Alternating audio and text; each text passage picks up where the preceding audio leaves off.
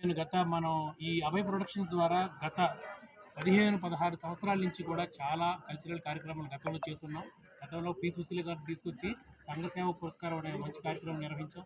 ఆ తర్వాత హైదరాబాద్‌లోనే ఒక 70 మంది అనాథ పిల్లలు తీసుకొచ్చి బంగారు బిడ్డ అనే ఒక మంచి ప్లేని కళాభారతిలో ప్రదర్శించడం జరిగింది. అలాగే రీసెంట్‌గా 'జర్నీ ఆఫ్ సినిమా' అని చెప్పేసి ఒక సినిమా డాక్యుమెంటరీ చేసి దానికి సినిమా కళాకారులకు ఉపయోగపడే ముఖ్యమైన అంశాలు కానీ, ఆ ఇంటర్వ్యూస్ కానీ అది కూడా చేసాం. అలాగే రీసెంట్‌గా ఒక యంగ్ టాలెంట్ షో అని చెప్పి 300 మంది కళాకారులతో కళాభారతిలో యూత్‌ని ఎంకరేజ్ చేయడం కోసం ఒక మంచి కార్యక్రమం జరిగింది. అలాగే రీసెంట్‌గా దాసనారాయణరావు గారు పుట్టినరోజు సందర్భంగా విశాఖపట్నంలో సినిమాలు రిలీజ్ చేసిన ఫిల్మ్ మేకర్స్ అందరినీ ఒక చోటకు చేర్చి వాళ్ళందరినీ కూడా గౌరవించుకోవడం జరిగింది. అంటే ఒక కళా సేవ, ఒక సాంస్కృతిక సేవ గత సంవత్సరాల నుంచి చేస్తూ ఒక కళాకారుడిగా ముందుకెళ్తూ ఇందులో ఒక రకమైన ఆత్మసంతృప్తి కలుగుతుంది. సో ఎన్నో కార్యక్రమంలో భాగంగా ఈరోజు ఈ జానపద కళలు అనే కాన్సెప్ట్ తీసుకొని మాకు సాధ్యమైనంత వరకు ప్రజలకు చేరువయ్యాలని ప్రజెంట్ చేయడం జరిగింది.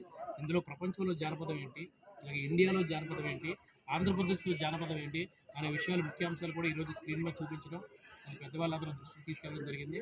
అలాగే ఆంధ్రప్రదేశ్లో మారుమూల గ్రామాల్లో ఉన్న ప్రజల కష్ట నష్టాలు వాటి మెమో కూడా గవర్నమెంట్ అధికారులకి గంటా శ్రీనివాస్ గారికి, యాదగిరి గారికి మేము సమర్పించడం జరిగింది. చాలామంది కళాకారులకి దాదాపుగా 100కి 30%, 40% ఇంకా అద్దెళ్లలో ఇబ్బంది పడుతున్నారు. అలాగే ఫంక్షన్ రాక ముసలి వాళ్ళు ఇబ్బంది పడుతున్నారు. అలాగే ఐడి కార్డ్స్ లేదు. అలాగే వాళ్ళ ఆరోగ్య సమస్యలు కానీ, పెన్షన్ సమస్యలు, రకరకాల సమస్యలతో ఉన్నారు.